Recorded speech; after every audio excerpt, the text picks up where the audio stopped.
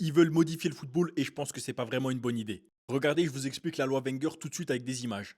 Donc en haut, on a une situation, les gars, où le défenseur est en blanc et short rouge et l'attaquant est en haut jaune et short noir. Avec la nouvelle loi, tant que l'attaquant ne dépasse pas complètement le défenseur, donc tant qu'il y a une zone où c'est qu'ils sont tous les deux sur la même ligne, il n'y a pas hors-jeu. Donc en haut là, il n'y aurait pas hors-jeu, les gars. L'attaquant en jaune, il ne serait pas hors-jeu avec la nouvelle loi. Pour qu'il soit hors-jeu, il faudrait que ce soit comme ça.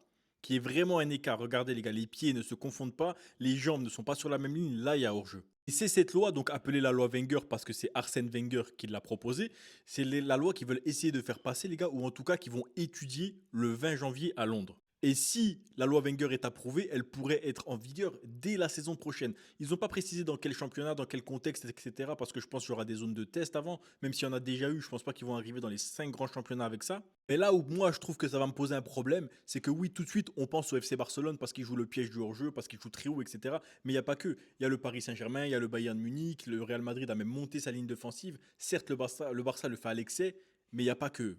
Et ce qui va provoquer, les gars, c'est qu'en fait, moi, je trouve que c'est une mauvaise idée parce que ça va favoriser les blocs bas, tout simplement. Quand tu vas te faire avoir une ou deux fois, tu vas dire, ok, ben on redescend la défense. On redescend d'un cran, d'un cran, d'un cran, et hop, ça va favoriser les blocs bas. Et donc, les attaquants ne pourront quasiment plus prendre la profondeur. Alors, c'est ce qu'on voit déjà dans beaucoup de championnats. Quand on joue le Real Madrid aujourd'hui en Liga, c'est beaucoup des blocs bas. Contre le Barça, c'est beaucoup des blocs bas. Contre le PSG, c'est beaucoup des blocs bas en Ligue 1.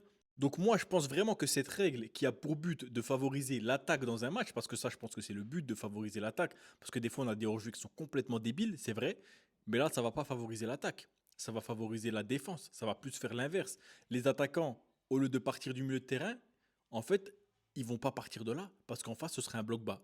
Les défenseurs, pour pas prendre le risque de se faire prendre dans le dos par des attaquants plus rapides qu'eux, bah, la ligne, elle va être bien plus basse, elle va être au niveau de la surface de réparation, et puis ça va pas jouer comme ça. Et puis ça va pas prendre de profondeur, tout simplement.